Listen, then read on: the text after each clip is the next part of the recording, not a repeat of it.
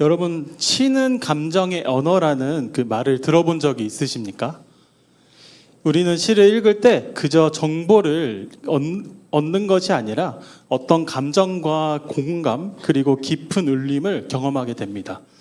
그래서 방금 말씀드린 이 시는 감정의 언어이다라는 말은 단지 멋진 표현이 아니라 시가 우리의 마음을 얼마나 깊이 건드릴 수 있는지 보여주는 말입니다.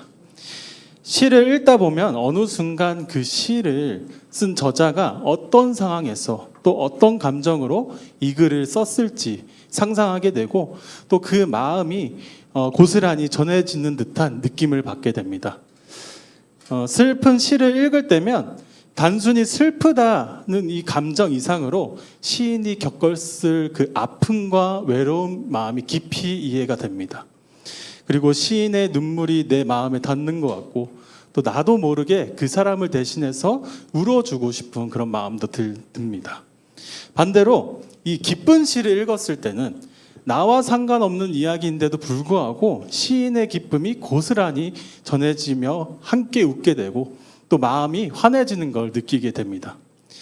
이처럼 시는 우리의 마음과 마음을 이어주는 또 아주 특별한 소통의 언어인 것 같습니다.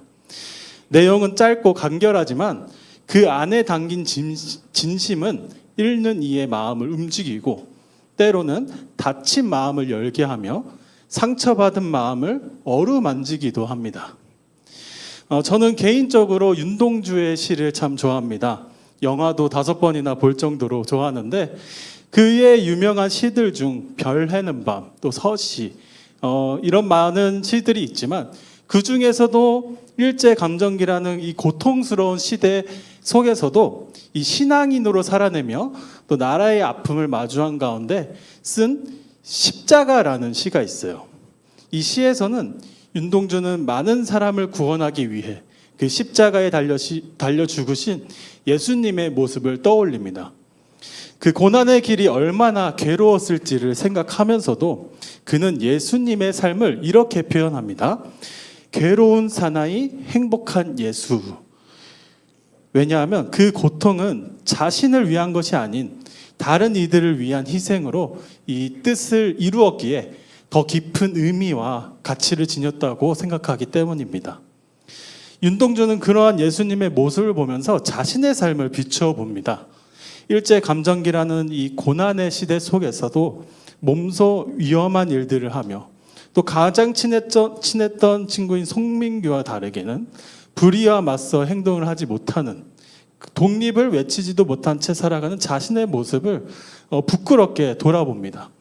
그리고 그런 자신을 깊이 성찰하며 나라를 위해 어떻게 살아가야 할지 진지하게 고민하면서 이 짧은 시 안에 담긴 그의 고백은 이 단순한 문장이 아니라 신앙과 양심 사이에서 계속해서 고민하며 살아갔던 그 윤동주의 마음을 느낄 수 있습니다.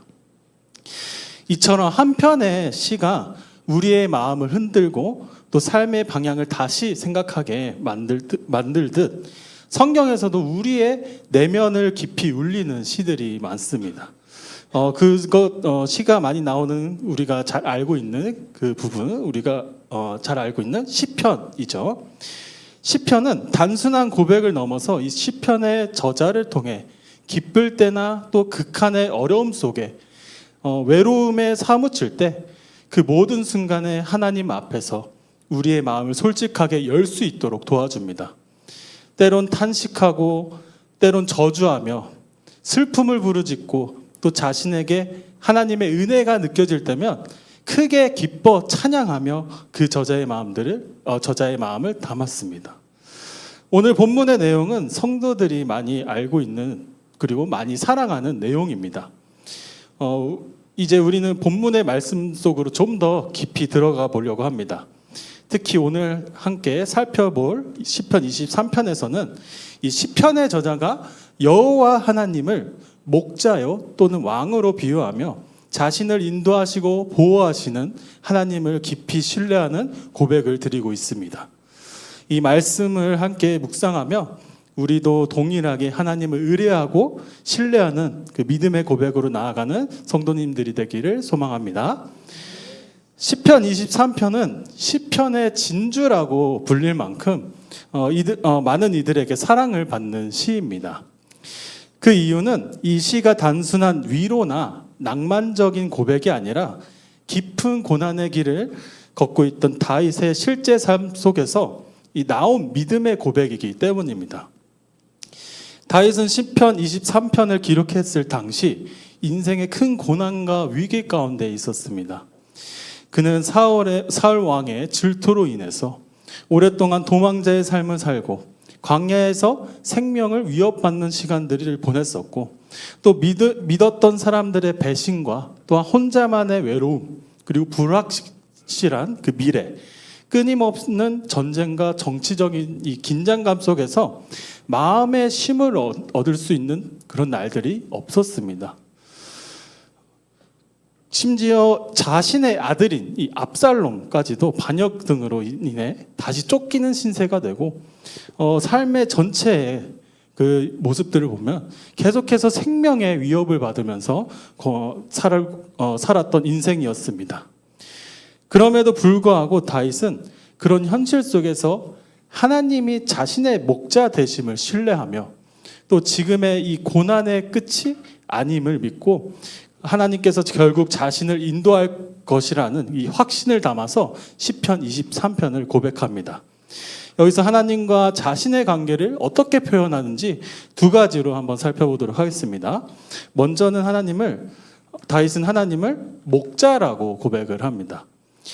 시편 23편 1절에서는 이 다윗이 고백하는 것이 여호와는 나의 목자시니 내게 부족함이 없으리로다라고 고백을 합니다. 이 하나님과 자신의 관계를 그 목자와 양의 관계로 표현을 합니다.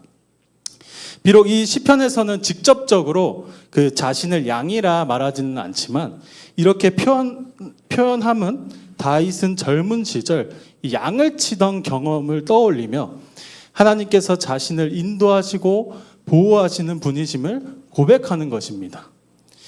그에게 있어 하나님은 자신의 삶을 통해 또 체험한 하나님의 인도하심과 돌보심이 그 시편 속에 고스란히 녹여냅니다. 그렇다면 목자는 어떤 역할을 할까요? 말한 그대로 목자는 말 그대로 양을 돌보는 사람입니다. 이 단순히 양을 이리저리 몰기만 하는 사람이 아니라 양의 생명 전체를 책임지고 돌보는 그 역할을 합니다. 양이 먹을 것, 마실 물, 쉴 자리, 그리고 외부의 위협으로부터 보호하는데 이 모든 것을 목자가 직접 세심하게 챙기고 인도해야 합니다. 왜냐하면 양은 스스로 살아가기에 매우 힘들고 연약한 동물이기 때문입니다. 양의 성격을 잠깐 살펴보면 양은 시력이 좋지 않고 길을 잘 잃어버립니다.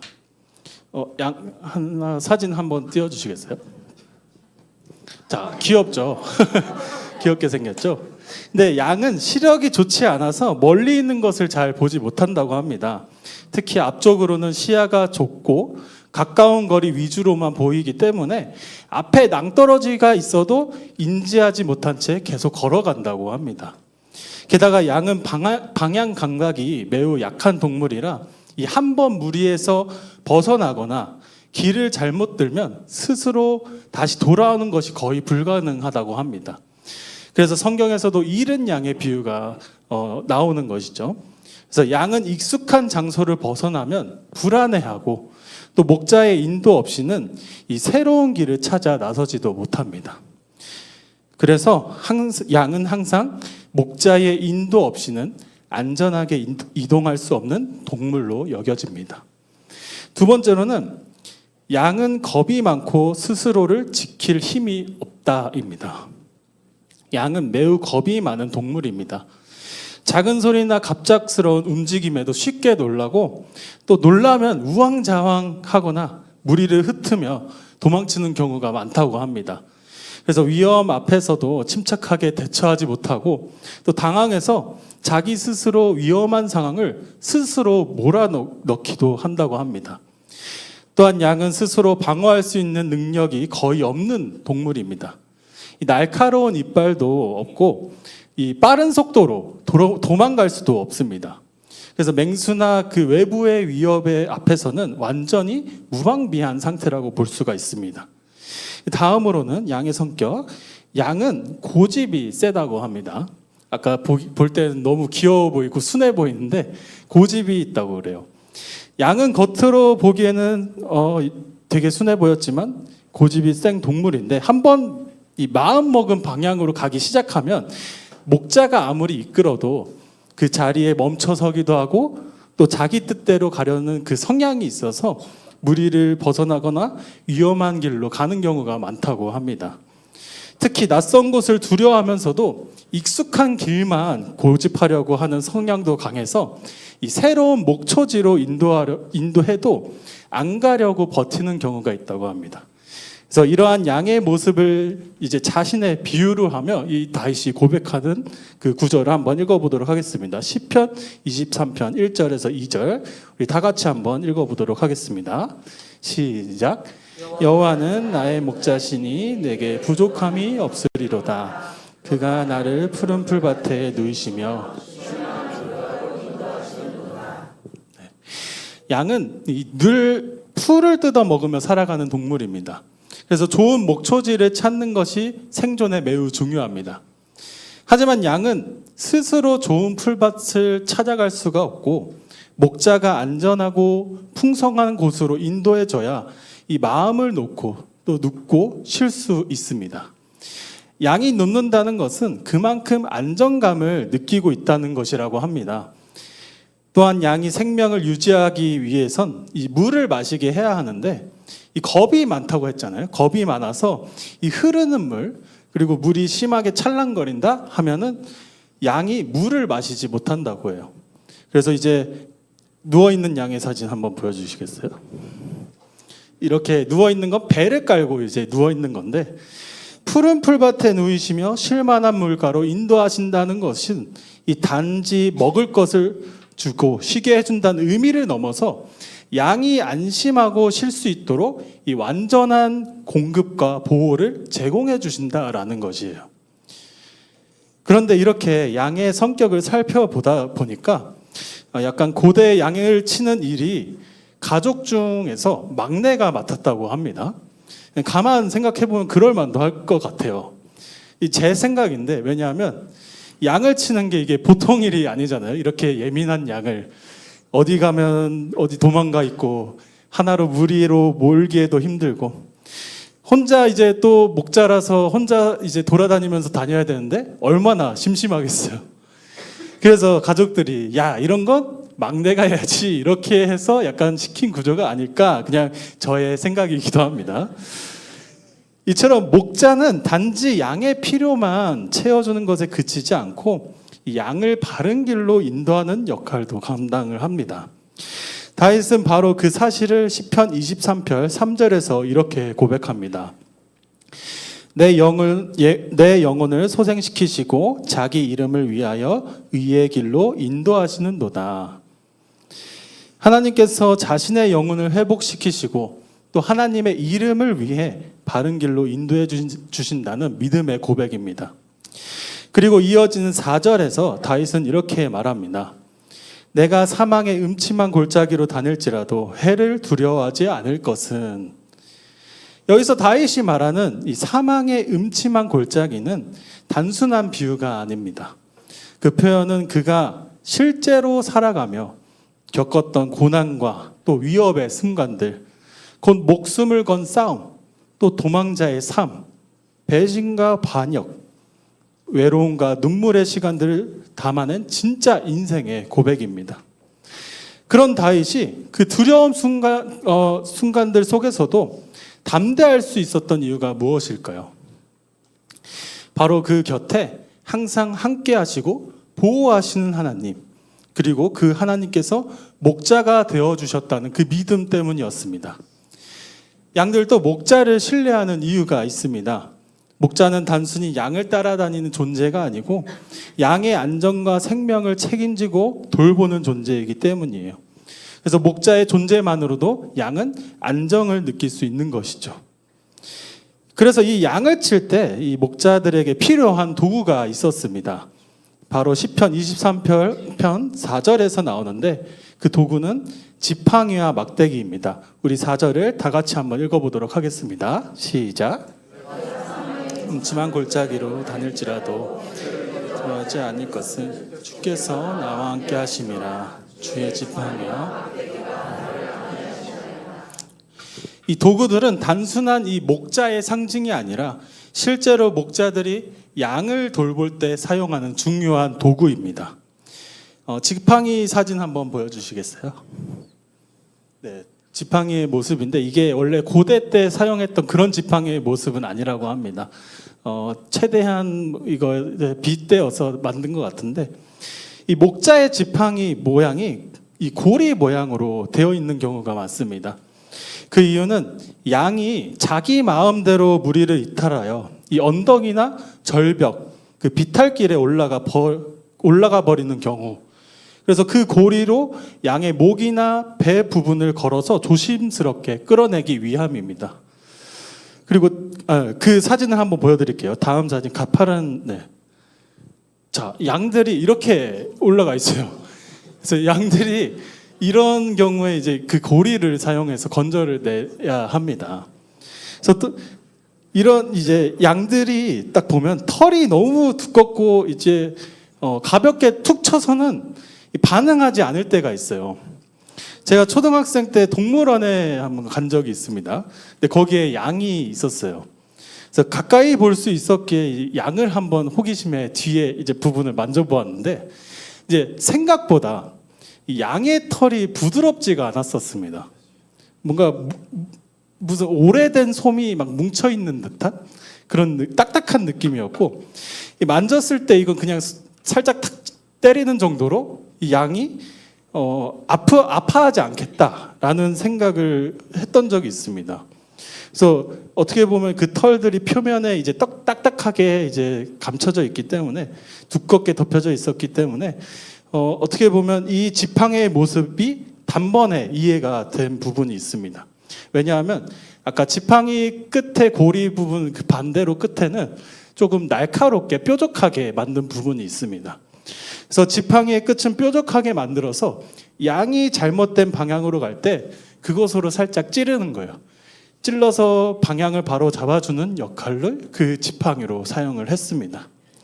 그래서 지팡이는 길을 벗어난 양을 다시 바른 길로 인도하고 또 위험한 자리에서 건져내며 이 방향을 바르게 잡아주는 도구입니다. 그리고 막대기는 주로 짧고 단단한 공봉처럼 생긴 도구입니다. 그래서 고대에는 이제 들짐승, 예를 들어 이리, 곰, 사자 같은 존재들이 이 양떼들을 노렸기 때문에 목자는 막대기를 늘 지니고 다니며 긴장감 속에서 양을 보호했어야만 했습니다. 때로는 막대기로 이 풀숲을 어두운 구석을 이제 계속 살펴보면서 맹수나 또 뱀이 있는지를 계속 살펴보았다고 합니다. 이처럼 양을 잘 인도하고 보호하기 위해서는 이 목자들에게 지팡이와 막대기가 반드시 필요했습니다. 목자는 그것으로 길 잃은 양을 건져내었고 또 잘못된 방향으로 가는 이 양을 바르게 이끌며 맹수나 그 위협으로부터 양떼를 지키는 역할을 감당했던 것입니다. 바로 그런 목자의 손에 들린 지팡이와 막대기를 떠올리며 다윗은 이 주의 지팡이와 막대기가 나를 안위하시나이다 라고 고백을 합니다. 그는 어릴 적 양을 치던 때를 생각하며 하나님께서 자신의 필요를 누구보다 잘 아시고 또 인생의 위기 속에서도 자신을 지키며 끝까지 책임지시고 인도하시는 분이시라는 그 확신 가운데서 이 시를 적었습니다. 오늘날 우리도 마찬가지입니다. 삶의 여러 문제들, 위기 속에서도 하나님께서 우리의 이 연약한 그 마음으로 하나님께 질문을 던지기도 하는데 때로는 그러다가 방황하여서 어느 길로 가야 할지 그런 때가 있기도 합니다. 나도 열심히 하나님을 믿고 기도하는데, 의지하는데 왜 나는 안 되는 것만 같고, 또 내 필요를 채워주신다고 말씀은 들었지만 내 삶에 채워지지 않는 이 공허함과 또 현실적인 물질의 부족함을 느끼곤 합니다. 하지만 선한 목자이신 하나님은 우리가 잠시 길을 잃거나 고집을 부리고 또한 삶의 어려움과 그 문제들을 겪는 그 모든 순간에도 여전히 우리를 세심하게 돌보시고 위로하시며 보호하시고 필요한 것을 채워주시는 분이심을 기억하시기 바랍니다. 하나님은 결코 우리를 홀로 두지 아니하며 끝까지 의의 길로 인도하시는 선한 목자이심을 기억하고 신뢰하시기를 소망합니다. 이렇게 다윗이 자신의 필요와 모든 상황에서 의의 길로 인도하실 하나님을 목자라고 소개하다가 갑자기 5절에 하나님과의 관계를 왕과 신하의 관계로서 소개를 합니다. 시편 23편 5절입니다. 우리 다 같이 한번 읽어보도록 하겠습니다. 시작. 주께서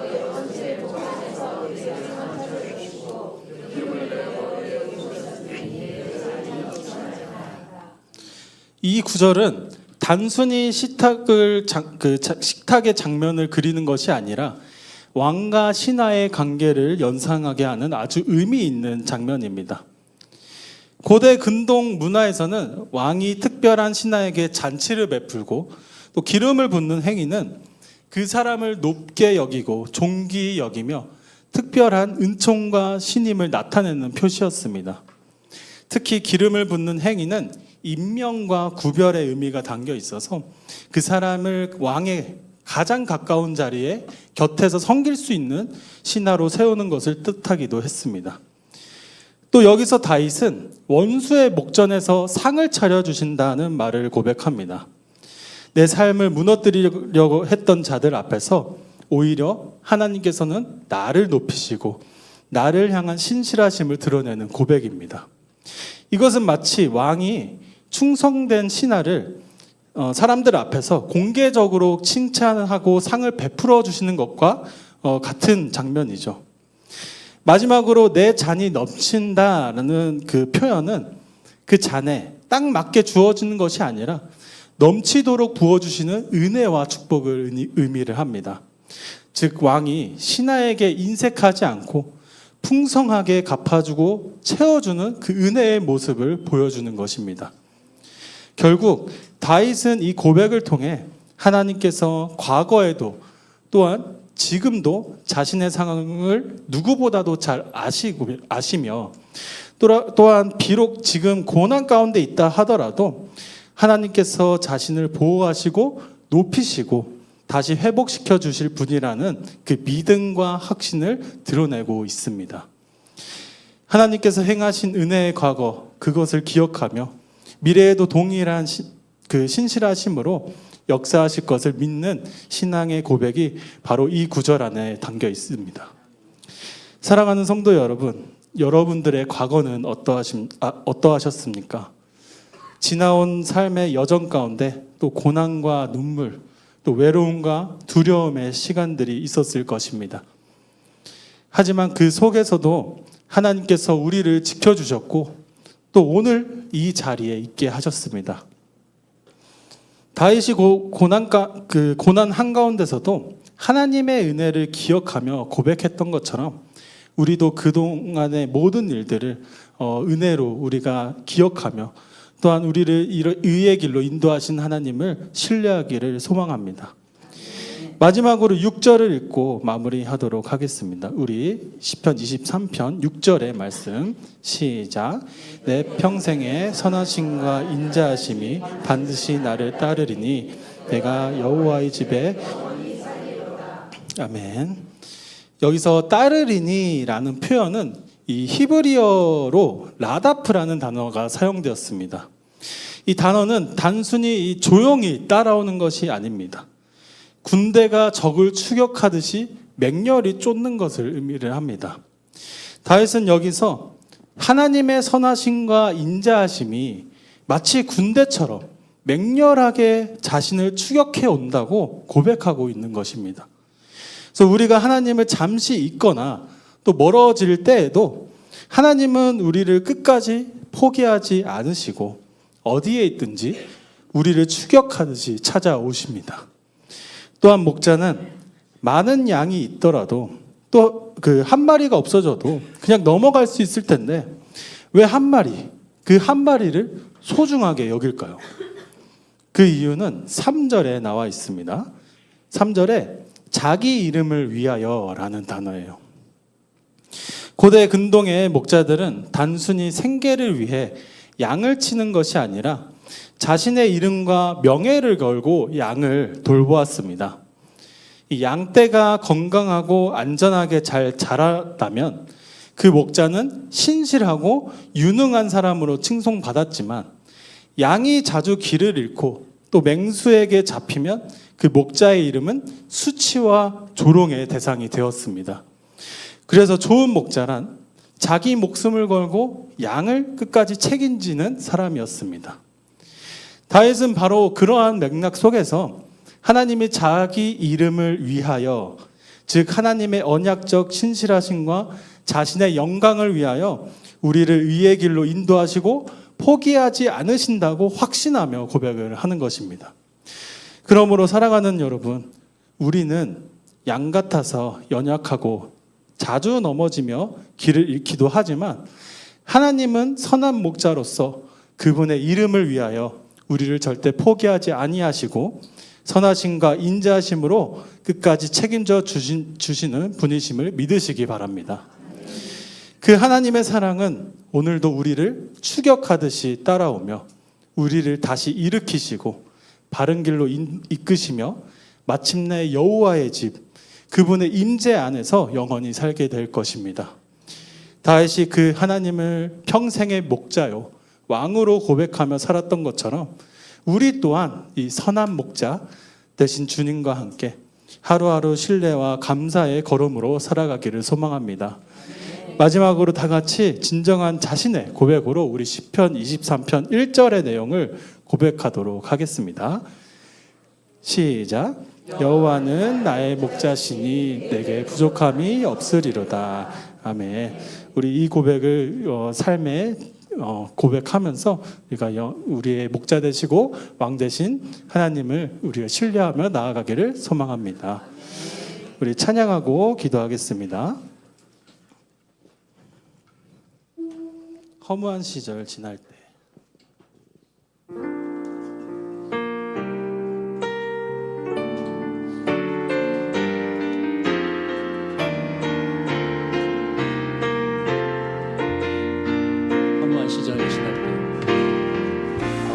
시절 지날 때 깊은 한숨 내쉴 때 그런 풍경 보시며 간식하는 분이 있네.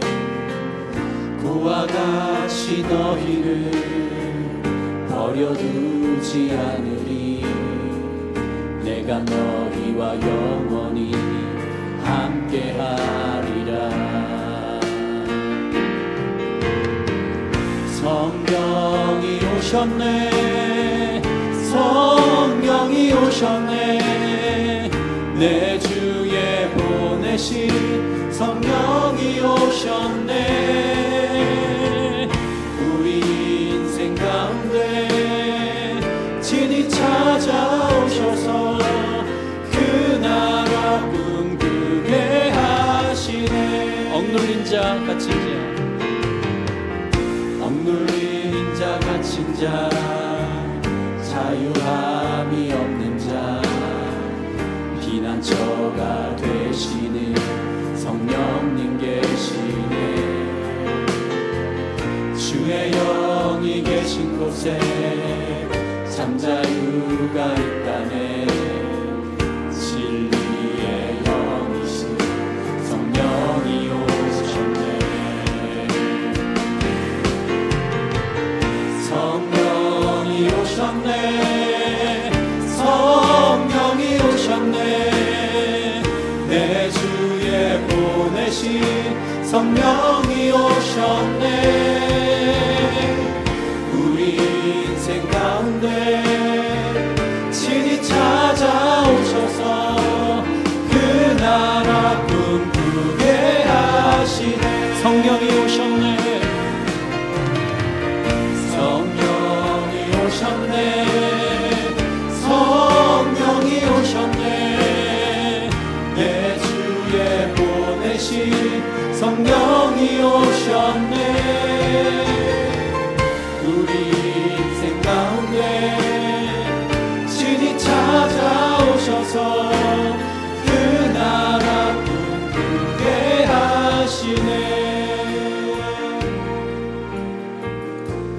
여호와는 나의 목자시니 내게 부족함이 없으리로다.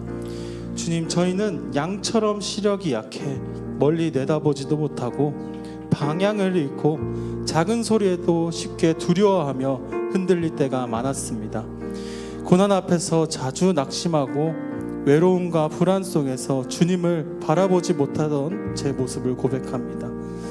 하지만 오늘 말씀을 통해 깨닫습니다. 제가 사망의 음침한 골짜기를 걷는 순간에도 주님은 늘 제 곁에 계셨고 또 주의 지팡이와 막대기로 저를 안위하고 계셨음을 믿습니다. 어떤 상황 속에서도 주님을 신뢰하는 믿음의 고백이 제 안에 살아있게 하여 주시옵소서. 환경이 아니라 목자 되신 주님의 인도하심을 따라 살게 하시고 끝까지 주님만 따르며 주의 의의 길을 걸어가는 자가 되게 하여 주시옵소서. 우리의 믿음의 고백을 드리며 신뢰의 기도를 드리도록 하겠습니다. 하나님 아버지, 감사합니다. 우리를 언제나 주님의 귀한 사랑과 은혜로서 우리를 인도하여 주시며 너무나도 감사합니다. 우리를 너무나도 사랑하시기 때문에 주님의 귀한 그 목숨까지도 버리면서 우리를 사랑하시고 또한 주님의 은혜로서 우리가 이렇게 살아갈 수 있도록 인도해 주시니 너무나도 감사합니다.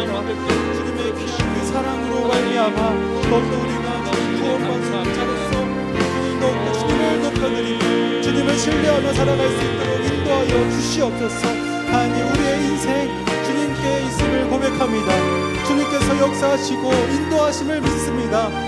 우리가 끝까지 주님의 귀한 그 음성을 잘 따라가게 하여 주시고 또한 주님의 말씀을 더욱더 가까이 하며 더욱더 주님이 인도하신 우리가 믿고 신뢰하며 확신하며 나아갈 수 있도록 주여 역사하여 주시옵소서. 하나님, 우리의 마음을 드리기를 소망합니다. 우리가 어디에 있든지 주님께서 역사하여 주시고 우리를 붙들어 주시며 우리가 고난 가운데 있더라도 건져주시는 그 은혜를 우리가 기다리고 소망하게 하여 주시옵소서. 우리의 모든 상황 가운데 더욱더 주님만을 믿고 신뢰하게 하여 주시며 더욱더 주님의 그 은혜를 우리가 더욱더 사모하게 하여 주시고 더욱더 주님의 귀한 그 말씀을 따라 살아갈 수 있도록 우리에게 늘 말씀하시고 인도하여 주시옵소서. 우리가 주님의 뜻을 간구하며 나아갑니다. 우리가 간절히 기도할 때에 주님의 뜻을 우리에게 주님의 귀한 은혜를 부어주셔서 주님의 그 뜻을 잘 이루어가는 우리들이 되게 하여 주시고 또한 복음을 증거하는데 우리들이 사용되게 하여 주시옵소서.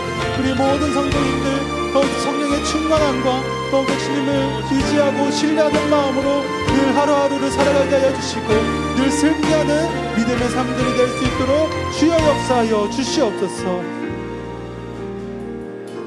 주님, 오늘 말씀을 통해 고백합니다.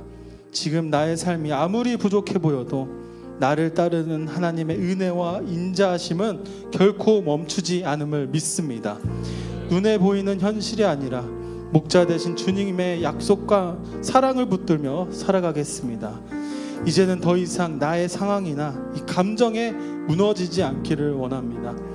어디에 있든지 어느 자리에 있든지 하나님의 선하심과 인자하심이 나를 따라오심을 기억하며 삶의 자리에서 하나님의 영광을 드러내는 제가 되게 하여 주시옵소서.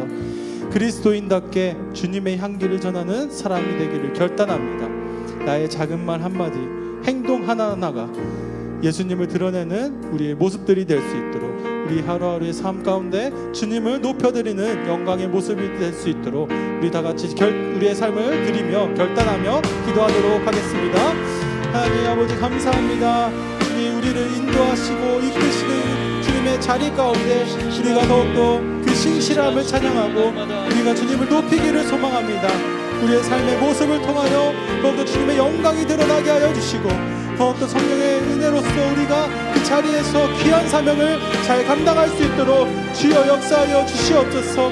하나님, 늘 주님의 귀한 은혜를 간절히 소망합니다. 우리가 넘어질 때 주님께서 붙들어 주시고 다시 일으켜 주시며 다시 갈 수 있도록 걸어갈 수 있도록 힘을 주시는 귀한 주님의 귀한 그 사랑의 손길들을 우리가 경험하게 하여 주시옵소서. 하나님, 우리의 모든 것 주님의 귀한 은혜로서 살아감을 고백합니다. 하나님, 주님, 우리의 모든 것을 인도하여 주시옵소서. 하나님, 우리의 모습을 통하여 주님의 살아계심과 주님의 영광을 드러낼 수 있도록 주여 역사하여 주시옵소서. 하나님 우리의 모습 가운데 더욱더 주님의 영광이 드러나기를, 하나님 우리의 모든 행동 하나하나에 더욱더 주님의 귀한 은혜가 드러나기를 소망합니다. 우리의 모습을 보고서 믿지 않는 모든 사람들이 주님이 살아계시다 고백하게 해주시고, 또한 주님의 복음이 우리를 통하여 전달되게 하여 주시옵소서. 우리가 더욱더 주님의 귀한 능력과 은혜를 의지하게 하여 주시옵소서. 하나님 우리의 있는 모든 상황과 우리의 모든 고난 가운데서 거기서 머물러 있는 것이 아니라 주님이 우리의 아버지여 우리를 인도하심을 우리가 아버지여 기억하게 하여 주시고, 또 우리가 어디 있든지 주님께서 찾으시는 우리를 쫓아오시는 그 은혜를 기억하게 하여 주시옵소서. 믿음의 담대함으로 늘 나아가기를 소망합니다. 더욱더 성령의 충만한 은혜로서 우리를 인도하여 주시옵소서. 우리가 주님의 말씀을 더욱더 가까이 하며 우리가 더욱더 주님의 말씀으로 살아가게 하여 주시옵소서. 우리의 모습을 통하여 주님 홀로 영광받아 주시옵소서. 하나님 우리 모든 것을 인도해 주실 주님을 더욱더 믿고 신뢰하게 하여 주시옵소서. 하나님 우리의 모든 것을 인도하여 주실 줄 믿습니다. 주님 우리의 삶 가운데 가장 친밀하게 역사하여 주시옵소서. 주님의 섭리를 우리 찬양합니다. 하나님 한 번도 나를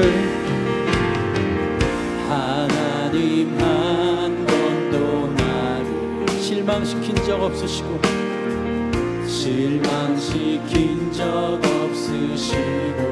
언제나 공평과 은혜로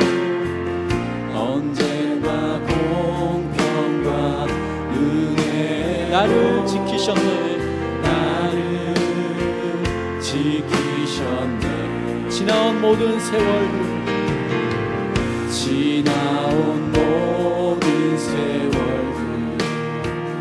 돌아보아도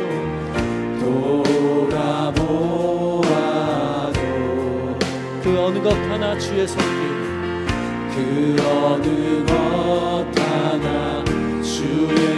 안 미친 것 전혀 없네. 오 신실하신 주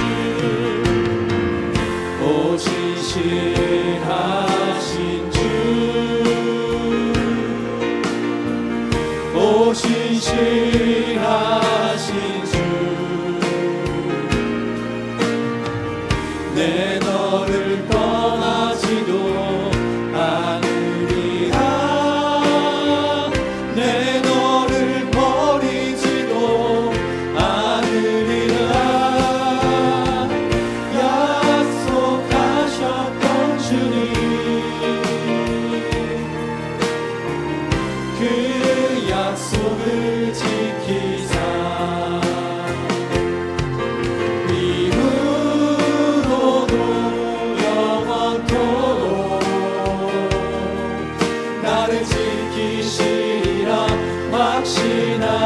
오 신실하신 주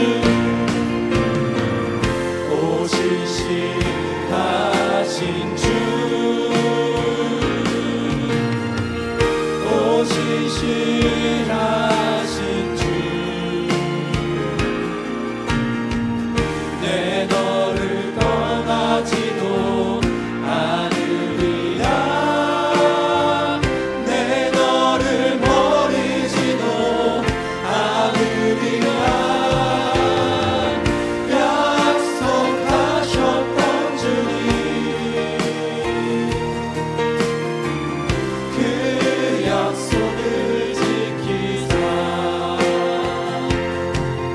이후로도 영원토록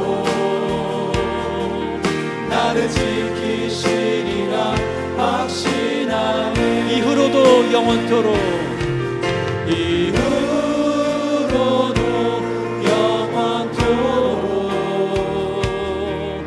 나를 지키시리라 확신하네.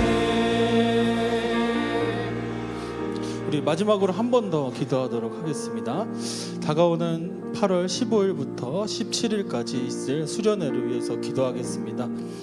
이 시간을 통해서 우리 공동체에 한 마음을 주시고, 또한 주님을 예배하고 또 주의 은혜를 더욱 깊이 경험하는 시간이 되게 하여 달라고 기도하면 좋겠습니다. 수고하며 준비하는 또 각 위원회들과 또 섬기는 손길들 위에 지혜와 분별력을 더해 주시고 또한 모든 진행 가운데 질서와 평안으로 함께 해 주시옵소서. 우리가 지금 이렇게 기도하는 이유는 단지 행사를 잘 마치기 위함이 아니라 먼저 우리가 마음을 주님께 모아서 하나님을 가장 높여드리는 이 예배가 될 수 있기를 소망합니다.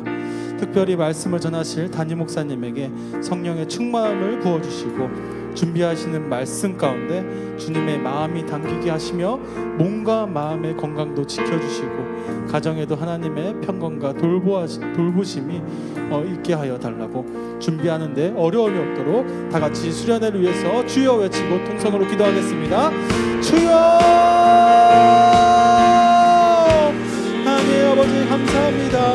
우리에게 귀한 은혜의 때를 허락하여 주시고 또한 우리가 8월 15일부터 17일까지 주님이 허락하신 그날에 더욱더 주님을 예배하기를 소망합니다. 하나님 우리 예배 가운데 주님만 높여지는 귀한 자리가 되게 하여 주시고 또한 우리가 준비하는 모든 것들 가운데 더욱더 주님의 성령의 충만하심과 주님의 도우심이 있게 하여 주시옵소서. 주님만 드러나기를 소망합니다. 더욱더 우리가 주님을 높여드리기를 소망합니다. 하나님 우리가 그곳에서 가장 주님께 마음을 드리며 또한 가장 높은 곳에 계시는 주님께 영광을 올려드리는 귀한 예배가 될 수 있도록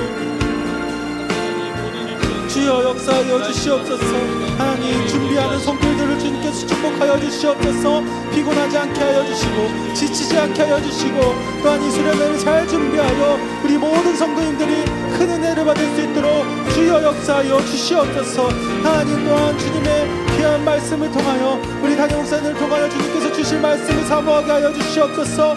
더욱더 준비하시는데 어려움이 없도록 주님께서 역사하여 주시고 또한 주님께서 모든 가정 주님께서 지켜 돌보아 주셔서 하나님 더욱더 은혜에 차고 넘치는 그 은혜가 아버지 수련회 가운데 있게 하여 주시옵소서. 더욱더 성령의 충만하심으로 준비하는 어려움이 없도록 주님께서 지키시고 또한 건강을 지키시고 주님께서 보호하여 주시옵소서. 더욱더 수련회 가운데 주님의 귀한 은혜가 넘치기를 소망합니다. 하나님 더욱더 주님 우리와 함께하여 주시옵소서. 주님의 은혜가 넘쳐나게 하여 주시옵소서. 하나님 감사드립니다. 하나님 아버지 오늘 시편 23편의 말씀을 통해 우리의 삶의 목자 되시는 주님을 다시 바라보게 하시니 감사합니다. 우리는 양과 같이 연약하고 쉽게 길을 잃으며 때로는 두려움 속에 흔들리지만 주께서 지팡이와 막대기로 우리를 인도하고 안위하심을 고백합니다. 우리의 삶에 사망의 음침한 골짜기가 있다 해도 주님이 함께 하신 그 사실을 우리가 믿게 하여 주시고 우리는 두려워하지 않게 하여 주시옵소서. 우리 곁을 결코 떠나지 아니하시고 주의 선하심과 인자하심으로 끝까지 우리를 따르시는 은혜를 기억하며 하나님을 찬양하게 하여 주시옵소서. 주님 이제 우리가 이 은혜를 기억하며 삶의 자리에서 주님의 이름을 높이고 그리스도인답게 살아가기로 결단합니다. 주님을 드러내는 우리 하루하루가 되게 하여 주시옵소서. 또한 다가오는 수련회 위에 특별한 은혜를 부어주시고 준비하는 모든 이들이 기쁨과 귀한 사명감으로 감당하게 하여 주시며 무엇보다도 하나님을 가장 높여드리는 예배의 자리가 되게 하여 주시옵소서. 담임 목사님에게도 성령의 충만함과 건강을 더하여 주셔서 준비하는데 어려움이 없도록 주님께서 도와주시옵소서. 우리의 모든 것을 주님께 맡겨드립니다. 감사드리오며 살아계신 예수 그리스도의 이름으로 기도드립니다. 아멘. 이 시간 개인 기도하실 때 자신의 개인 기도 제목과 또한 나라를 위해 그리고 교회를 위해 기도해 주시고 또 아프신 환우분들이 생각나시는 분들이 계시다면 그분들을 위해서 기도하시다가 자유롭게 돌아가도록 하겠습니다.